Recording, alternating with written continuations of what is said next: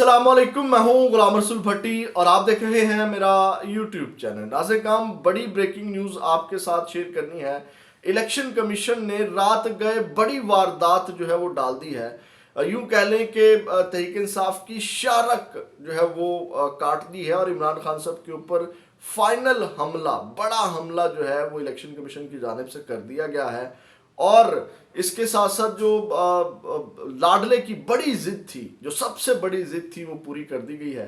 इसकी तफसीलात मैंने आपके सामने रखनी है। और नाज़िर, पंजाब के अंदर वजीराबाद में एक वर्कर कन्वेंशन था जिससे खिताब करना था शेर अफजल मरवत ने।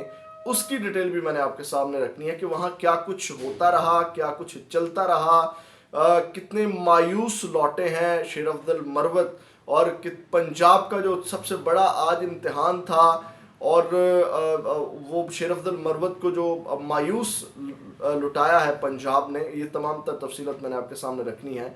लेकिन ख़बरों की तफसीलात में जाने से पहले आपसे दरख्वास्त, चैनल को सब्सक्राइब कर लीजिएगा, बेल के आइकन को प्रेस कर लीजिएगा ताकि हर वीडियो का नोटिफिकेशन आपको मिल सके, और वीडियो को लाइक ज़रूर कर दीजिएगा क्योंकि जितना आप लाइक करेंगे उतना ही इस नई चीज़ का फ़ायदा है। आपके लाइक्स और कमेंट्स जो है, छोटा चैनल है, अगर कोई रिपोर्ट कर रहा होगा तो उस रिपोर्ट का असर जो है वो आपके लाइक्स और कमेंट्स जो है वो ज़ाहिर कर देंगे। तो ये आपसे खुसूसी दरख्वास्त है मदद की। नाज़िर, जो बड़ा वार किया गया है तहरीक इंसाफ के ऊपर और जो लाडले की बड़ी जिद पूरी की गई है। आपको पता है कि इंट्रा पार्टी इलेक्शन का फैसला जो है वो आना था और रात गए इलेक्शन कमीशन ने वो सुना दिया है। नाज़िर, बड़ा ये वार किया गया है और इसके हवाले से मैंने आपके सामने कुछ हकाइक भी रखने हैं क्योंकि कुछ लोग ये जुल्म इस वक्त बिल्कुल चल रहा है तहरीक इंसाफ के साथ। ये एक पार्टी को ही टारगेट किया जा रहा है, लेकिन जो एतराज़ उठा रहे हैं तहरीक इंसाफ के कुछ हमायती लोग, वो गलत उठा रहे हैं। वो किस तरह, वो भी मैं आपके सामने रखता हूँ। और अब ये जो फैसला आया है इस हवाले से मुमकिन ऑप्शन क्या है तहरीक इंसाफ के पास, वो भी आपके साथ शेयर करेंगे। नाज़िर, पार्टी इंतखाबात जो हैं वो कल अदम करार दिए गए हैं, बल्ले का निशान छीन लिया गया है। इसका तफसीली फैसला मैं आपके सामने रख देता हूँ। अब इसके बाद तहरीक इंसाफ के पास ऑप्शन क्या है वो भी आपके साथ सामने रखेंगे। और जो एतराज़ उठा रहे हैं कुछ लोग या इस इलेक्शन को जिसको कल अदम करार दे दिया गया इलेक्शन कमीशन की जानिब से, अब किस तरह इसको दूसरी पार्टियों के साथ जोड़ा जा रहा है जो कि बहुत गलत है। अब यहाँ पे बहुत बड़ी तहरीक इंसाफ के ने गलती की है, वो भी आपके सामने रखेंगे। नाज़िर, इलेक्शन कमीशन ने पार्टी आइन के मुताबिक इंट्रा पार्टी इंतखाबात ना करवाने पर पाकिस्तान तहरीक इंसाफ से बल्ले का इंतखाबी निशान वापस ले लिया है।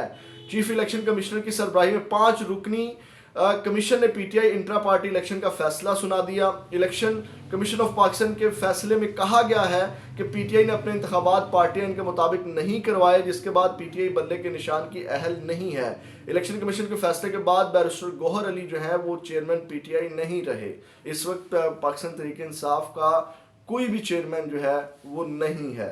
नाज़िर, जो तफसीली फैसला है वो मैं आपके सामने पढ़ देता हूँ, फिर इसके ऊपर मजीद बात करते हैं। इलेक्शन कमीशन ऑफ पाकिस्तान के फैसले में कहा गया है कि पार्टी के इंट्रा पार्टी पीटीआई के इंट्रा पार्टी इंतखाबात को दरख्वास्त गुजारों ने चैलेंज किया था। इलेक्शन कमीशन के पॉलिटिकल फिनांस विंग ने भी इंट्रा पार्टी इंतखाबात पर एतराज़ात उठाए थे। फैसले में कहा गया है कि पीटीआई के मुबैना नए चेयरमैन इंट्रा पार्टी इलेक्शन से मुतल्लिक दस्तावेजात जमा करवाई। जो इलेक्शन के मुतल्लिक दस्तावेजात जमा करवाई। पीटीआई पर आम एतराज़ात ये थे कि पार्टी आइन के तहत इंतखाबात नहीं बल्कि खुफिया तौर पर कराए गए। किसी भी मेंबर को इलेक्शन लड़ने की इजाज़त नहीं दी गई। पीटीआई के दफ्तर में कागजात नामजदगी ना थे और ख्वाहा शख्स ने बल्ले का इंतखाबी निशान लेने के लिए ऐसा किया। नाज़िर, अब ये जो एतराज़ है ये अब लोगों को बहुत बड़ा एतराज़ है, मुझे भी एतराज़ है। इलेक्शन कमीशन ने ये जो कार्रवाई डाली है तहरीक इंसाफ के साथ, मुझे पूरी हमदर्दी है, लेकिन तहरीक इंसाफ से ब्लंडर हुआ है, ये आपको बात मानना पड़ेगी। मैं देख रहा था तहरीक इंसाफ के जो हमायती कुछ लोग हैं वो अपने व्लॉग्स में बात कर रहे थे कि जनाब वो तो इलेक्शन बिल्कुल बनता है एतराज़ के, नून लीग के इलेक्शन किधर हैं, इस्तेहकाम पाकिस्तान पार्टी ने एक सफ़ा दिया उसके इलेक्शन मान लिए गए, बिल्कुल ये एतराज़ात बनते हैं। लेकिन ये जो इलेक्शन कमीशन एतराज़ उठा रहा है ये गलत नहीं है। आपने देखा होगा कि जब तहरीक इंसाफ ने इंट्रा पार्टी इलेक्शन करवाए, जब उनको 20 दिन का वक्त दिया गया, तो आप खुद ज़रा सोचें कि उनको किस तरह कोई आपने देखा उसका प्रोसेस, किसी की नज़र से ये प्रोसेस गुजरा? जब 20 दिन का टाइम था तो इतनी जल्दी क्या थी? उसको प्रॉपर एक प्रोसेस करते, प्रोसेस के थ्रू जो है वो चीज़ें दिखाते, जो एतराज़ात ये अब उठाए जा रहे हैं, मतलब कि वो कागजात नामजदगी जमा होते, बाकायदा कुछ प्रोसेस दिखाते, कोई जनाब मेरी कोई वोटिंग शूटिंग होती, कोई मतलब एक माहौल बनाते, वो कुछ भी नहीं था। तो ये एतराज़ फिर ठीक है नाज़े का, हुआ ये जुल्म है, टारगेट किया गया, मैं ये बात मानने के लिए तैयार हूँ, लेकिन तहरीक इंसाफ से भी ब्लंडर हुआ है, ये तहरीक इंसाफ को भी मानना पड़ेगा।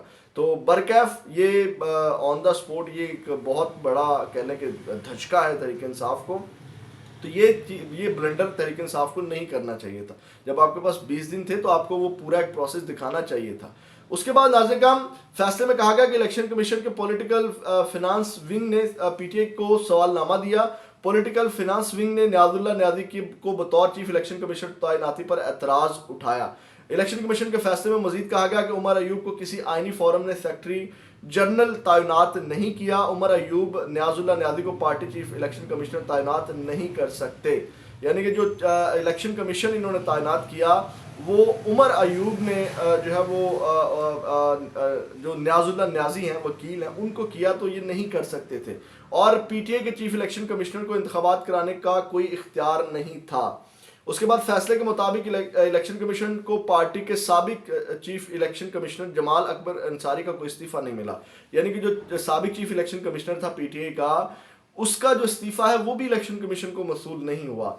और उसके बाद जमाल अकबर अंसारी को हटाने की कोई भी दस्तावेजात जो है वो नहीं। पीटीआई के आइन के मुताबिक विफाकी इलेक्शन कमिश्नर 5 साल के लिए तैनात होता है। पीटीआई की जानिब से जमाल अकबर को ओहदे से हटाने की कोई करारदाद जमा नहीं हुई। पीटीआई के वकील ने एतराज़ किया कि पीटीआई इलेक्शन कमिश्नर की तैनाती में तरीकाकार इख्तियार नहीं हुआ। फैसले में कहा गया है कि पीटीआई के 2017 में मुंतखब ओहदेदारान की मुद्दत ख़त्म हो चुकी है। उमर अयूब कभी भी पीटीआई के आईनी सेक्रेटरी जनरल मुंतखब नहीं हुए, यानी कि इलेक्शन के थ्रू वो नहीं हुए थे। और उसके बाद जो है असद उमर आपको पता है कि जनरल सेक्रेटरी थे, तो रिकॉर्ड के ऊपर वही जो है वो थे। उसके बाद नाज़िर काम उन्होंने कहा कि पार्टी के सेक्रेटरी जनरल है, पीटीआई के आइन में कुछ ऐसा नहीं कि चेयरमैन ओहदेदारान की म्याद बढ़ा सकता है। पीटीआई के लिए अपने चेयरमैन की म्याद 13 जून को मुकम्मल होगी। आइनी तौर पर पीटीआई इंट्रा पार्टी इलेक्शन से कबल चीफ ऑर्गेनाइजर ने चलाना था। इलेक्शन कमीशन के फैसले के मुताबिक पीटीआई चेयरमैन ने 10 जून 2022 तक कोई इलेक्शन नहीं करवाया। पीटीआई का ये इलेक्शन भी आइन के मुताबिक नहीं था। आइन के मुताबिक किसी ओहदेदार के पास ओहदेदारान का तकर्रर या चीफ इलेक्शन कमीशन की तैनाती का इख्तियार नहीं था। वाज़ेह है कि इससे पहले इलेक्शन कमीशन ने पीटीआई से कहा था कि वो अपने इंट्रा पार्टी इलेक्शन दोबारा कराए। पीटीआई ने इंट्रा पार्टी इलेक्शन कराए जिनमें गौहर खान को बिला मुकाबला चेयरमैन मुंतखब किया गया। ताहम पाकिस्तान तहरीक इंसाफ के बानी अकबर एस बाबर ने इलेक्शन कमीशन में दरख्वास्त दायर की कि पीटीआई के इलेक्शन उसके आइन के मुताबिक नहीं हुए। ये इलेक्शन कमीशन में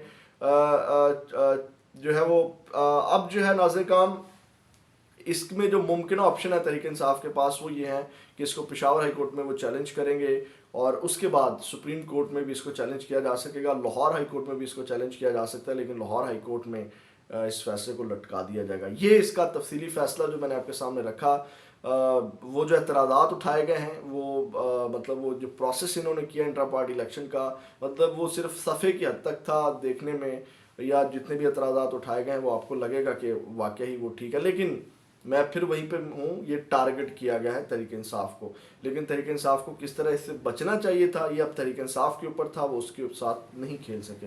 नाज़िर गाम अब आते हैं पंजाब के अंदर जो है वो वर्कर कन्वेंशन था और इस हवाले से आज जो है वो पेशरफ्त जो हुई मैं आपके सामने रख देता हूँ। उन्होंने ट्वीट किया, शेर अब्दुल मरवत साहब ने, वहाँ पे पुलिस ही पुलिस थी, मैंने अपने पहले व्लॉग में आपको बताया था, और पंजाब का बड़ा इम्तिहान था, पंजाब उस इम्तिहान में फेल हो गया, लोग बाहर नहीं निकल सके पुलिस के डर से। तो शेर अब्दुल मरवत ने ट्वीट किया, उन्होंने कहा वज़ीराबाद कन्वेंशन को जाने वाले तमाम रास्तों को पुलिस ने कंटेनर लगाकर बंद कर दिया और पुलिस मुख्तलिफ मुकामात से लोगों को पकड़ रही है। तमाम कारकुनान बहुत पुरअज़म है और पैदल पहुँच रहे हैं, इंशाल्लाह वर्कर कन्वेंशन जो है वो कामयाब होगा।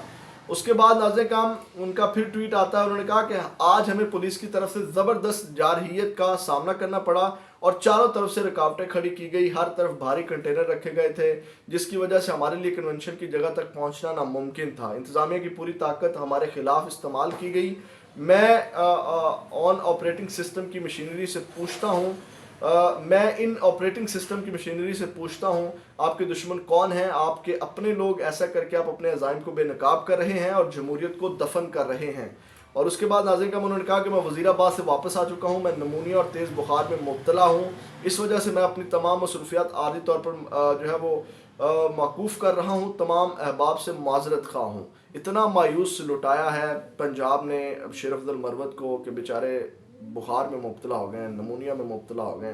ये जितनी भी ट्वीट्स हैं, कोई कारकुनान आज बाहर नहीं निकले, जो रियलिटी है। पुलिस भारी नफरी वहाँ पे मौजूद थी, लेकिन लोगों ने कोई मज़ाहमत करने की पंजाब के अंदर कोशिश नहीं की, जिस तरह KP के बलूचिस्तान के अंदर लोग बाहर निकले। तो पंजाब इस हवाले से आप देख लें कहाँ खड़ा है, मायूस कुन सूरत हाल है। और आज के वर्कर कन्वेंशन के हवाले से कोई वीडियो नहीं आई जहां लोगों के निकलने की वीडियो हो। अगर आपके पास है तो ज़रूर कमेंट सेक्शन में शेयर करें। तो पंजाब ने बहुत मायूस किया है, और आज की ये सूरत हाल देख के वर्कर कन्वेंशन के हवाले से मैं ये कह सकता हूँ कि तहरीक इंसाफ हो सकता है पंजाब के अंदर वोट के लिए भी ना निकले पुलिस के डर से, क्योंकि कहीं कुछ लोग तो निकलते गिरफ्तार हो जाते, यही है ना, गिरफ्तारियां देते, दिखाते तो सही ना कि हम पंजाब में हैं, और वो बेचारा जाके नमूनिया और तेज़ बुखार में मुब्तला हो गया, और उन्होंने जनाब तमाम एक्टिविटीज़ जो हैं वो कह लें कि एक बार तर्क कर दी हैं। तो नाज़रीन हम ये आपकी अब तक की अपडेट्स हैं इस हवाले से, जो वज़ीराबाद वर्कर कन्वेंशन के हवाले से। आप भी अपना फीडबैक ज़रूर दीजिएगा। अपना बहुत ज़्यादा ख्याल रखिएगा। पाकिस्तान जिंदाबाद।